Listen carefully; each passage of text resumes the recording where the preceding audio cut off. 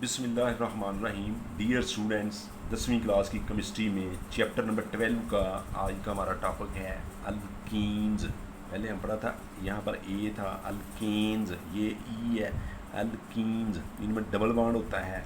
इनका दूसरा नाम होता है ओलिफिन्स।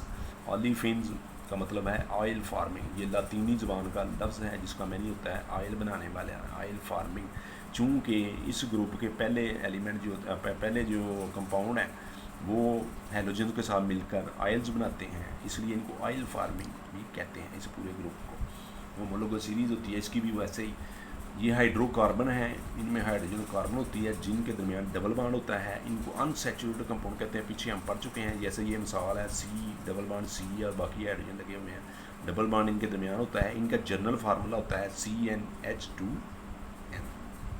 ये इनका तारुफ है। अक्रेंस ये कहाँ कहाँ पाए जाते हैं, ये मोर रिएक्टिव होते हैं अल्कीन से, इसलिए ये फ्री फॉर्म में नहीं पाए जाते।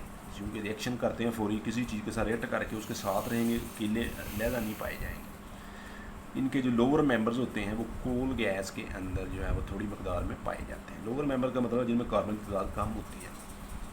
एथिलीन, जिसमें सी, ये 2 C है, इसको एथिलीन भी कहते हैं। नेचुरल गैस में 20% पाया जाता है। इसको वैसे ईथीन भी कहते हैं, दूसरा नाम है इसका, आम नाम है एथिलीन।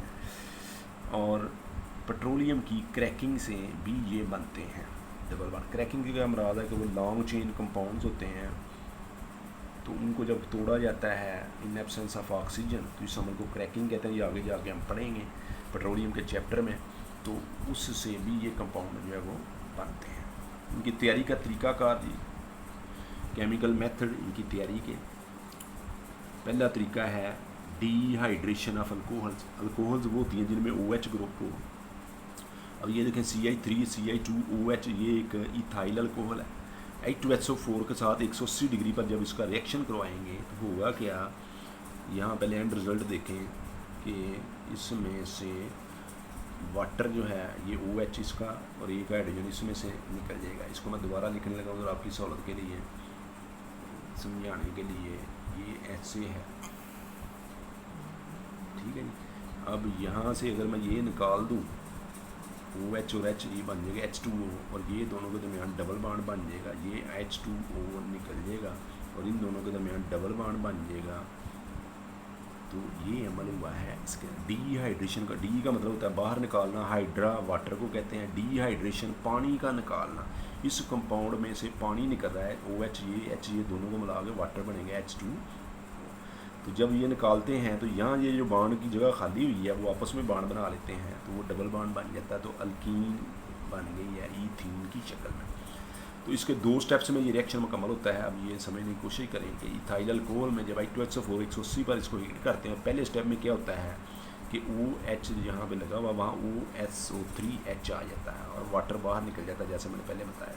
फिर इसको दोबारा हीट करते हैं तो ये डबल बॉन्ड बन जाता है, H2SO4 फिर लैदा हो जाता है। एंड रिजल्ट वही है जो मैंने बताया। दूसरा मेथड है इसका dehydro halogenation of alkyl halides.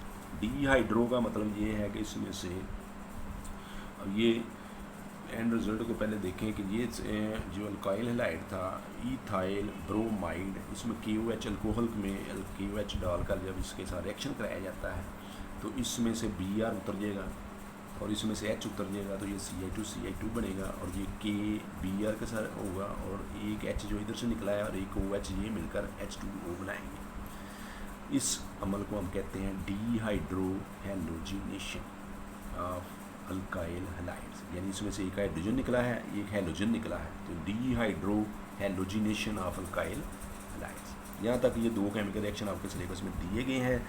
Physical properties इसकी क्या है कि फर्स्ट मेंबर जो हैं इसके, उनका कोई कलर नहीं होता और उनकी खुशबू होती है, प्लेजेंट खुशबू होती है, खुशगवार सी स्मेल होती है। दूसरा पॉइंट, एल्कीन नॉन पोलर होती हैं, पानी के अंदर सॉल्युबल नहीं होती। और ईथीन जो है is less dense than air, हवा से भी हल्का गैस होती है ये। और इनका जो फ्लेम होता है, शोला जो होता है, उसका धुआं ज़्यादा होता है अल्कीन की निस्बत, क्योंकि इनमें हाइड्रोजन कम होती है, कार्बन ज़्यादा होती है।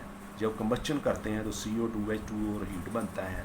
मेल्टिंग और बॉइलिंग पॉइंट मॉलिक्यूलर साइज़ के डायरेक्टली पोर्शन है, यानी मॉलिक्यूलर साइज़ बड़ा होता जाएगा तो मेल्टिंग बॉइलिंग पॉइंट भी बढ़ जाएंगे। ये प्रॉपर्टीज़ अल्कीन वाली हैं, सेम हमने पीछे पढ़ी है। तो ये फिजिकल प्रॉपर्टी तक आज का हमारा लेसन जो है ये ख़त्म हो गया।